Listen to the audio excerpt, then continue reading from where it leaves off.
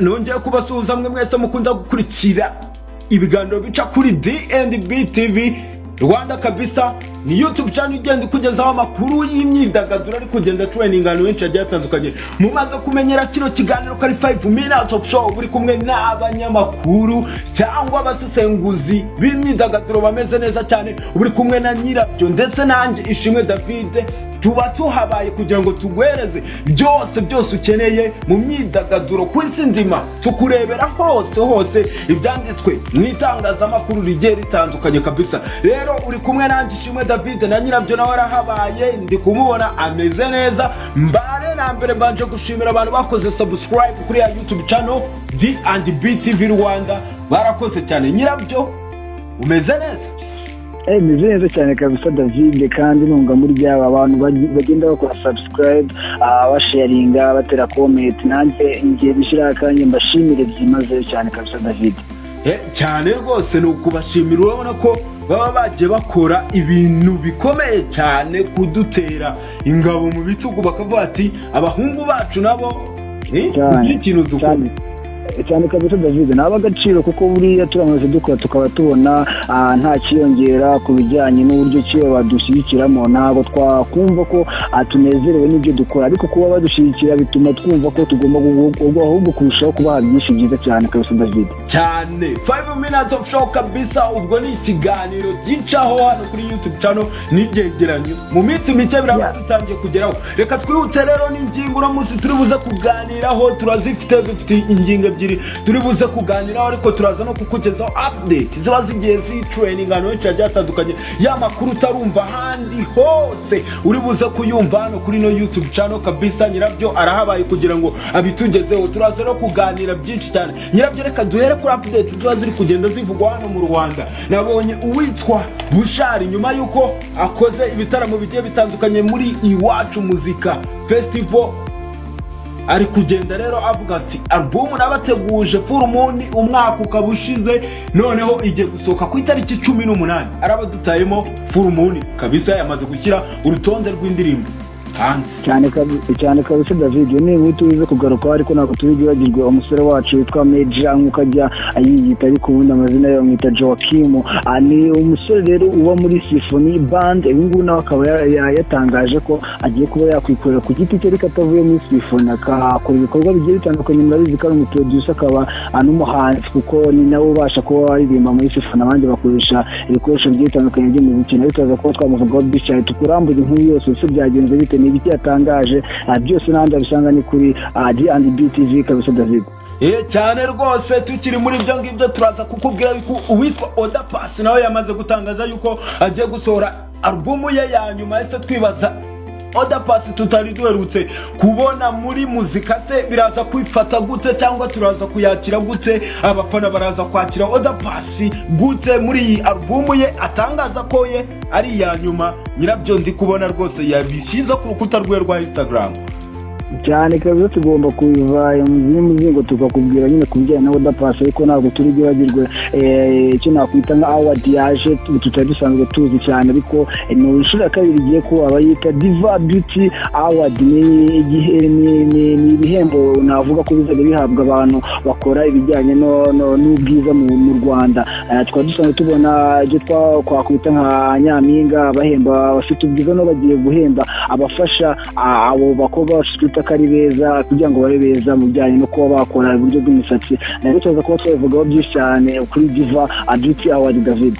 Cyane rwose. Ubona ko mu kanya nyuma ya mikoro narindi kukubaza ese ko utigeze witabira irushanwa ry'abamista, nibura tugiye twongeraho Mista. Ndi kwibaza abantu bose kuki bitwa ba Miss yo umaze kwitabira irushanwa rya Miss Rwanda tugira titre ya Miss, narindi kubikubazaho nkubwira ati kuki wowe utigeze cyane kabisa. mukanya utituva umuzingo ndi bugusobanura impamvu rwose y'ukuntu byagenze n'uburyo ki bikaje ako kazina ngo kabe kaba akanjye kabisa David.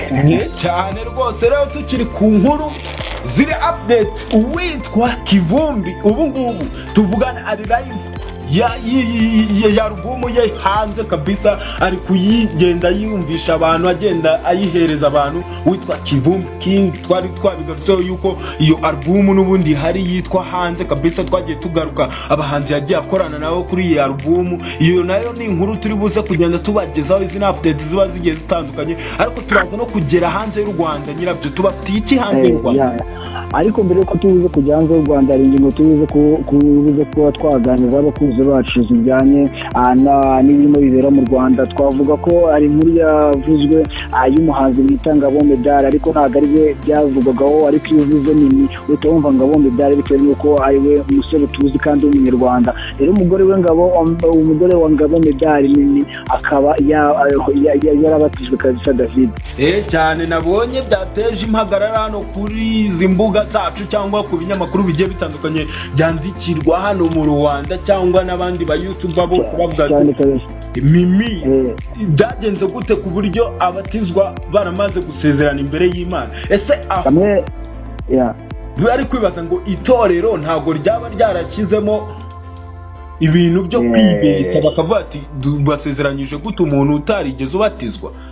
Ni ikintu nyine abantu bavuze, baravuga ati se Ngabo Medal ko yashakanye na Mimi, wenda ashobora kuba atariye umwe navuga nk'umukristo nk'uko abantu babivuga, cyangwa nk'uhawe Meddy yasengeraga, ariko kuki yahise abikora nyuma yo gushakana na Meddy? Ariko nabyo baravuga ngo idini umuntu afata iby'umugabo, nabyo ntabwo abyibukirana. Ariko aho ngaho haje kuza kuba tubize kuba twakuramo ingingo bitwibukije nyuma dusubiye inyuma. Ariko twavuze ati se kuki Meddy yagiye muri gospel, ariko tukabona ko ari nk'afashe break, tukabona iyo Bosco agiye muri gospel, ariko tukabona ntabwo akomeje gukora umuziki uko yakoraga. Twavuga se kujya muri gospel bivuze gufata break? Nabyo tuza kuza kuba twabivugaho, kandi tubaze n'abantu bagiye batandukanye mu by'ibitekerezo mubiza muri comment mu mbuga nkoranyambaga zacu bigiye bitandukanye. David cyane rwose baze kuduhereza ibitekerezo kuri iyo ngingo turi buze gusesengura hano ku meza ya D&B TV Rwanda kabisa, turi buze kuyisesengura iyo ngingo. Ariko si iyo ngingo yonyine turi buze kuganiraho, kuko turaza no kuganira ku ngingo yo kuba abanyamakuru benshi bari kusohoka muri no mwuga w'itangazamakuru.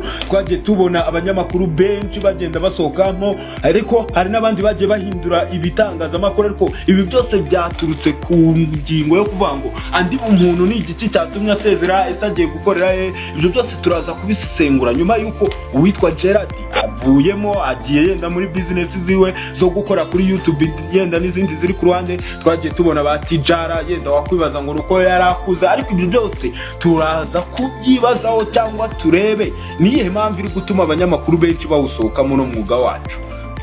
cyane kabisa David, wenda wanyemera mu kaya gato tugafata akabrek umuntu akaba yanywa amazi, ubundi tukaza kwisesengura mu buryo bwimbitse kabisa David. Cyane rwose abantu ariko bibuke bakore bibuke rwose, bibuke cyane no kugenda kuri YouTube yawe ukaba wakwandikamo D&B TV Rwanda, ubundi ukaba wabasha kuba watureba ukareba ibiganiro byacu, kugira ngo n'ibiganiro byacu buri munsi no kugenda ugakanda ahantu ukazara akantu kakazagerwa kandi ku subscribe muri kintu cyose kibaye icyo twaproduce, ukabasha kuba wakibona mu wa mbere kugira ngo umenye amakuru wa mbere, kabisa umenye amakuru, ugakora like, share ndetse ugana commenting, ukatubwira ukuntu abonye ibintu byacu, ukatubwira icyo twagomba gukosora, icyo tuzakubwira ubutaha.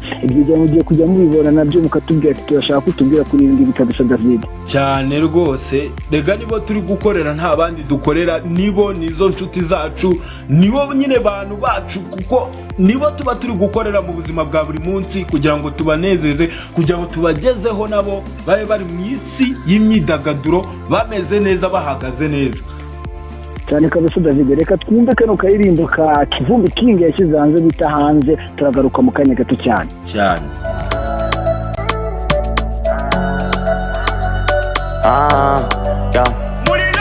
Nuza gutindura sanga byarangiye, twabyemeje on to the next. Hirya no hino urasanga byagoranye, ngo bapendeje, ngo bapendeje, kuko maniga shoti igihumbi ntasinda, funguza likama bia badenaji aratwika, maniga.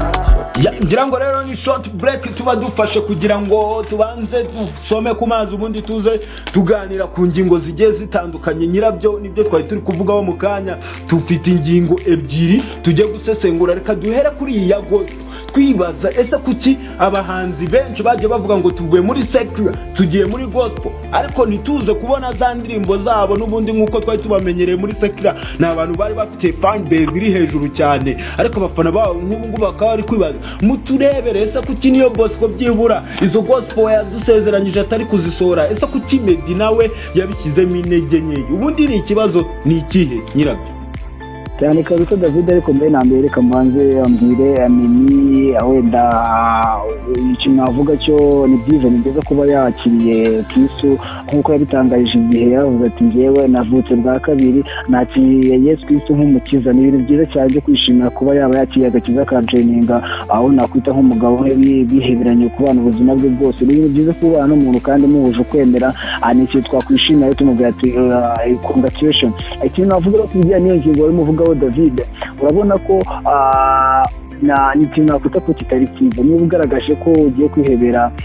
indirimbo zihimbaza Imana ukaba wahagarara ukamera nk'umuntu usinziriye ntukore nk'uko wakoraga ntabwo koko uba ugiye kwiyumvira Imana ahubwo uba usa nk'aho ufashe bureke rimwe kuva mu muziki wa secular ubeshya abantu ko ugiye mu muziki wo guhimbaza Imana ariko ugasa nk'aho urekera Meddy byabayeho tubona ko imbere yarakoraga n'ubwo wenda byari igihe yacishagamo akaruhuko ariko wabonaga ko Meddy yarakoraga ukabona ko akora indirimbo mu buryo bwa promotion ukabona ko ari uburyo buhoraho reka ko nk'uko yaravuze ngo agiye gukora gospel ari gukomeza nk'undi akajya muri wa mujyo agakora nk'uko yakoraga ariko mu buryo bwo guhimbaza Imana David kuri Bosco nawe rero wenda nawe yagerageza umuvugo cyane nawe wabonaga ko akora bufatika afite management sinzi niba wenda mu buryo bwa gospel akora afite mu management sinzi bagerageza udufashe wenda umuvugaho cyane niyo Bosco kandi David yageze umutubwira akazi niyo Bosco duheruka ari ku managingwa na MN Empire ari muri iyo Empire nyine ya Irene Murinda habi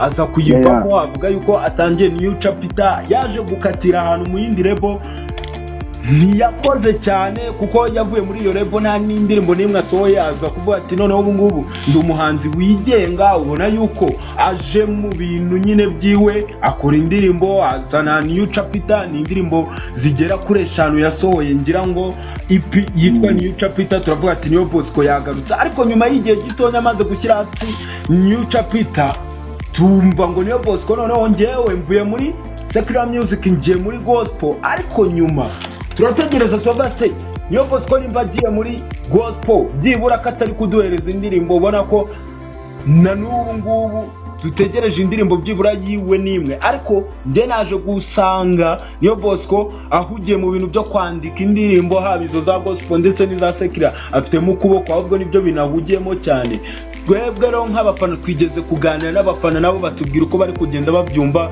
batubwira ko niyo Bosco rwose ari umuhanzi bakundaga nubwo yaririmbaga secular akavuga ati ngiye muri gospel ntabwo byatumye cya gikundiro abafana bari bamufite cyavuyeho ahubwo niyo Bosco we yagakwiriye gutekereza kuri ya fan base yasize inyuma avuga ati nabo abo bantu banjye barankumbuye koko nimba ndi kwandika indirimbo z'abandi bahanzi haba iza gospel cyangwa iza secular nkaba nshyiramo kuboko kwanjye reka nanjye ngire ikintu mpereza aba bafana banjye reka nanjye nongere nibutsa abakunzi banjye ko ntihari nubwo ntari muri secular ndi muri gospel mbona ko niyo Bosco nawe n'izina ryo riri kugenda rimanuka sibyo cyane rwose kuko ubu ngubu yarabaye nomine mu kuba yajya mu bitaramo bya Iwacu Muzika Festival ubu ngubu nta nomination yongeye kubona ibintu bigenda bigaragaza ubwa buryo umuntu akora ngahozeho ariko ikintu twavuga wenda ni ukubakebura abakora nk'uko bakoraga kugira ngo bakomeze n'ubundi babakunzi babakundaga bakora secular bashaka no kubakunda bakora gospel bakomeza ndabaho ibintu byiza cyane kuko ntago abantu bakunda secular gusa n'abakunda secular bagakunda na gospel ikindi kintu twavuga se ko umuhanzi twize kubabwira amakuru ko Alpha Rwirangira nawe yagaragaje ko agiye muri gospel ese nawe agiye kubura iki cyo kwibaza David ni ikibi cyo kwibaza byo uribaza kuko umuhanzi ubundi avuga ngo ngiye muri gospel akaba nkaho genda avuze ngiye mfashe break ngiye kuba mpagaritse erega hari ikintu utakaza, za image right ba bantu wamamarizaga yenda urabatakaza rimwe na rimwe. Hari ibyo yenda ukurikiye byo gukurikira Yesu ntabwo ari inzira yoroshye, hari ibyo ugomba kureka koko, ariko nyine nawe tekereza kuri ba bandi, ese byibura ba bandi uri bwomora imitima ho ntibagukeneye nyine ngo ubahereze ubwo butumwa bwiza bw'Imana ko wemeye kubucisha mu ndirimbo n'ubundi zibahereza za gospel, abantu bazumve bagende nyine baguka bakire Yesu nk'umwami n'umukiza mu bugingo bwabo. Rero abahanzi bacu bagerageze, nimba bavuye muri sekira bakajya muri gospel, n'ubundi bajye no muri gospel bakore, baduhereze indirimbo ziramya Imana zinayihimbaza kabisa. Kabisa David, ibyo nibyo twavuga rwose nk'abantu bose tubakumva no kwibaza, ariko tuvuga ati amahirwe amasanda ku rugendo Alpha yanjye yatangiye, kandi tumubwira ati amahirwe cyane rwose cyane, ariko bagerageza. Reka rero twihutse, ndabona iminota iri kugenda itujyana nyirabyo. Ubu tuvugana dusigaranye iminota itarenze 3 kandi dufite ingingo tugiye kuganiraho. Ni nyuma y'uko abanyamakuru benshi bagiye basezera cyangwa abandi bagenda bahinduranya ibitangazamakuru bigiye bitandukanye. Tuvuga kuri Anita Pendo wavuye kuri RBA akajya kuri Kiss FM, tukavuga Gerard wasezeye, tukavuga andi umuntu wese ava kuri Kiss FM akajya kwikorera nyine ngo kubw'impamvu ziwe zitandukanye bwite. Turi kwibaza ese kuki abanyamakuru bari gusezera no mwuga, ni ikihe kibazo kirimo? cyane kabisa David, wenda ntabwo nahita mvuga ngo ntazi igisubizo kuko gisubiza ikibazo cyako kanya, kuko ntabwo navuga ko namenye ikibazo kirimo ndani, ariko ikintu navuga cyo hari n'ikibazo kuba abanyamakuru bari barenze urwego rwo hejuru. Twabonye abibumbirirwa na Anita Pendo asezera, ariko ntabwo yasezera wenda we burundu, we twamwumva kuko yavuye ku kinyamakuru kimwe ajya ku kindi, ariko twabonye Asumta Bayezu asezera kandi ari umunyamakuru ubona ugifite imbere ye cyane. Gerard Mbabazi nawe asezera, ese kuko agiye hehe? Gusezera kwa RBA ni ikinyamakuru gikomeye, ntabwo bagomba kujya ku kindi kinyamakuru, nabyo sinzi wenda nituzi ngo wenda agiye kwikorera cyangwa agiye he, ariko ku munyamakuru avuga ngo mvuye kuri RBA cyangwa mvuye ku kazi nakoraga k'itangazamakuru ngiye kwikorera ku giti cyanjye, haba hari ikibazo kiri muri uwo mwuga se koko nta kantu gafatika utanga? Ese twavuga ntagashaje wenda n'abandi barakora ba CDS arakora kandi arakuze, twavuga ngo ni imyaka yajyanye Gerard. Icyo twakwibazamo ndani kirimo, ariko tuvuga ati ni ikintu cyo kurebwaho ku bijyanye n'uwo mwuga, kuko ese nuko icyo abantu barimo bavamo David, ni ikintu cyo kurebamo kuko hari n'ikintu kabisa cyane. Abo ba Marite Nyirijabo, abo ba Ismail Mwanafunzi, Asumta Bayezu nk'uko ari umugarutseho, abo bose kuki bari gusezera? Ese kuki nyine bari kuva muri no mwuga w'itangazamakuru? Ubona ko ari ikintu umuntu yagakwiriye gutekerezaho akibaza, ese ni igiki kiri kubajyana? Ese nuko David buriya ikintu cyavugishije n'abantu ni ukwibaza, anti umuntu umaze imyaka 2 kuri Kiss FM kubera icyo yose ava aka kanya ni iki kibiteye? Ese kuki yaraje ubona byishimiye avuye mu muziki gatavuga ati ariko ntabwo mvuye mu muziki ngiye kubifatanya kandi ibintu byiza cyane? Kubera iki yose ava mu nyuma y'imyaka 2 n'icyo cyane akora ku kinyamakuru kandi ubona byishimiye? Kuki agiye cyane nyuma y'uko andi umuntu yari yanatangaje avuga ati njyewe ngiye mu kintu nkunda kuba byibura ndi kumwe n'abantu, nkunda kuganira n'abantu, noneho mbonye uruganiriro aho nzajya mpuza n'abantu banjye tukaganira nkishima. Ubona ko ari nyine ari kugenda yungukiramo, kuko yari abonye na platform kumva andi umuntu w'umuhanzi agiye no mu itangazamakuru. Urumva ni ibintu byiza byiyongere ku bindi byiza, n'ubwiza nyine bari kugenda yakira mu buzima bwiwe. Ariko ntabwo wamenya wanamugani kuki iyi nkundura ibayeho y'abanyamakuru, tukabona abanyamakuru benshi bari kugenda basezera, abandi bahinduranya amaradiyo. Ariko nakeka ko ari ukuba aricyo gihe cyabyo nyine kigeze, yenda ngo n'abandi bacyashya babone umwanya. Nawe byibura ejo bundi turi kukumva kuri RBA cyane kabisa cyane, baho umwanya abandi bana bazamuka, nabyo ni byiza, ariko ni ikintu cyo kwibazaho uburyo irimo nkatwe dushaka kugira aho tugera ku bijyanye n'uyu mwuga. Ni ukwibaza imbere yacu hari iki, kuki bakuru bacu barimo babihunga bakajya mu bindi? Igitenyeke David, igitenyeke kabisa, kuba nk'uko barimo uvuga ko andi umuntu inama y'ibyo yari abonye yo kwigaragaza akagira abakunzi, kuko ari nk'umuntu wamukunze ari umunyamakuru, byatuma amutera amatsiko yo kumenya se indirimbo za ndi umuzi neza cyane rwose. ni ikintu umuntu yatekereza ariko buriya buri wese agira amahitamo yiwe nk'uko yabivuze ati ni impamvu ze bwite usanga ari n'impamvu z'uburwayi impamvu zigiye zitandukanye bidafite aho bihuriye n'umwuga ibintu byinshi byose birashoboka rero ngira ngo rero n'abakunzi bacu bagenda baduhereza ibitekerezo kuri izi ngingo zose twagiye dusesengura batubwira ngo bimeze bite kandi banatubwira ngo ubuzima bwabo bumeze neza kuko nabwo tuba dukeneye nabo kumenya amakuru yabo. Ese tuvuge ati ibintu turi guhereza abantu bari kubyakira gute, ese biri kubageraho neza 5/5?